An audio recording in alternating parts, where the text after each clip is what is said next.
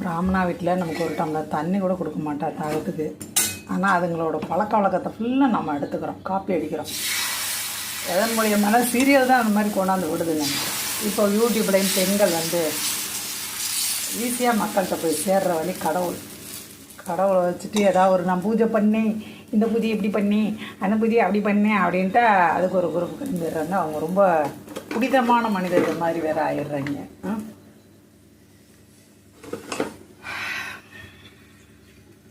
நீர்லாம் பள்ளமான பகுதியை பார்த்து தான் பாயும், மேட்டில் பாயாது. ஆனால் நம்ம தான் நல்லா வாழ்கிறவங்களே இன்னும் காசு பணம் வேணும், இன்னும் அது வேணும், இன்னும் இது வேணும் அப்படின்னு ஆசைப்படுறோம். நல்லா இருக்கிறவங்களுக்கு தான் நம்ம எதையுமே கொடுக்கவும் விரும்புகிறோம், கஷ்டப்படுறவங்களுக்கு கொடுக்க விரும்புறதில்ல. இந்த செருப்பால் அடிக்கிறதுன்னு சொல்கிறாங்க, அதை பார்த்தா நிறைய தேடி பார்க்குற செருப்படியை பற்றி. செருப்புன்றது ராகுங்க.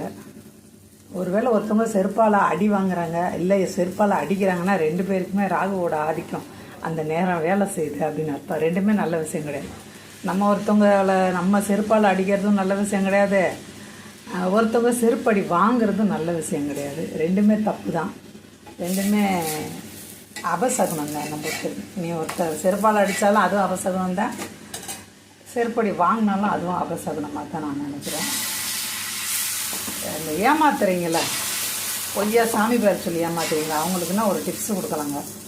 இந்த ஜனம் என்ன பண்ணாலுமே அது பின்னாடி கூட்டம் கூட்டமாக தலையாட்டி சுற்றுறனால இந்த குட்டி பாப்பாங்களுக்கு செருப்பு வைக்கும். அதில் மங்களகரமான செருப்பை ரெடி பண்ணி, இல்லாட்டி சிம்பிளான செருப்பை வாங்கி நம்மளே அதை மங்களகரமான செருப்பை மாற்றி, அந்த சின்ன தேவதையெல்லாம் இருக்கும், அந்த பேர் வரமாட்டேங்குது எனக்கு, திரிபுர சுந்தரி அப்படிலாம் சொல்லுவாங்க, பால திரிபுர சுந்தரி, அந்த மாதிரி ஏதாவது ஒரு சாமியை செட் பண்ணி அந்த செருப்பை அவங்களுக்குள்ள ஓரமாக அப்படி வச்சு இந்த சாமிக்கு முன்னாடி அதை படைக்கிற மாதிரி வச்சு, அந்த செருப்பில் ஒன்று வீட்டில் அதை ஒரு பூஜையாக பண்ணி அந்த செருப்பில் எல்லோரும் வீட்டில் இருக்கிறவங்களாம் வாரம் அடி வாங்கிட்டா ரொம்ப நல்லது, ராகு தோஷம்லாம் போயிடும் அப்படின்னு சொல்லி குருடா வரலாம். இல்லாட்டி சிலர் வெளியாள்களையும் வீட்டுக்குள்ளே விடுவாங்க. அதாவது ஒரு கோயில் சின்னதாக பூஜைலாம் பண்ணுறேன் அப்படின்னு சொல்லி ஏமாற்றுவாங்க. அவங்களாம் என்ன பண்ணலன்னா வர்ற மக்கள்கிட்ட ஏதோ ஒரு அமௌண்ட்டை வாங்கிட்டு இந்த செருப்பில் அடி வாங்கினா உன்னோட தோஷம்லாம் கழிஞ்சிடும் அப்படி சொல்லலாம். கண்டிப்பாக க்யூ கட்டுவாங்க செருப்படி வாங்குறதுக்கு.